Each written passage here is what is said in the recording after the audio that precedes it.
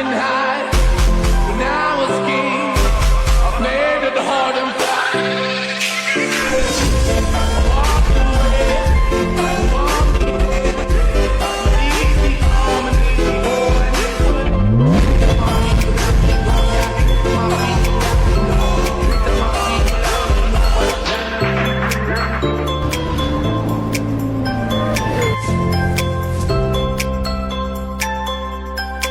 Guys আমরা আজকে আসছি হলো ইলেকট্রিক এক্সিবিশনে, ইলেকট্রিক কার এক্সিবিশনে। তো আমরা আজকে অনেক ইলেকট্রিক কার এবং বাইক দেখলাম।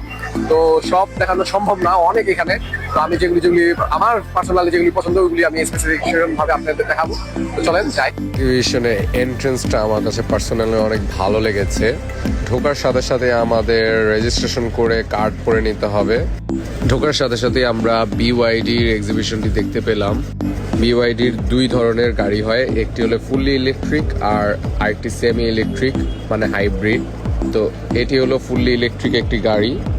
এটি আবার দুটি ভার্সন আছে, একটি হলো রেয়ার হুইল ড্রাইভ, আরেকটি হলো অল হুইল ড্রাইভ।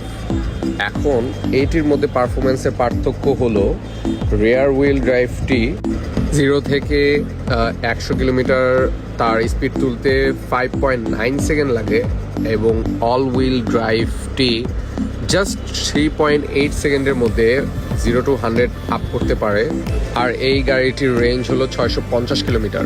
এটি বিওআইডির একমাত্র প্লাগ ইন হাইব্রিড কার, মানে এটি প্লাগ ইন করে চার্জ করতে পারবেন এবং তেলে চললে 6.4 লিটারে 100 কিলোমিটার রেঞ্জ দেয় এটি। আর এটি অল হুইল ড্রাইভ কার। এটি জাস্ট 5.9 সেকেন্ডে 0 to 100 তুলতে সক্ষম হয় এবং এটির কম্বাইন রেঞ্জ হলো 1080 কিলোমিটার। বিওআইডির গাড়িগুলি একটু ভিতরে ইন্টেরিয়রগুলি দেখেন, আসলেই খুবই লাক্সারিয়াস এবং এই ডিসপ্লেটা ল্যান্ডস্কেপও করা যায়, হরিজন্টাল ভাবেও রাখা যায়, মানে অনেক ফিচার্স দেওয়া আছে। আমার কাছে খুবই ভালো লেগেছে গাড়ি। সো নেক্সট পর্বে গাইজ আমি আকিজের স্টলটা ঘুরিয়ে দেখাবো। তো আজকের জন্য আল্লাহ হাফেজ, আসসালামু আলাইকুম।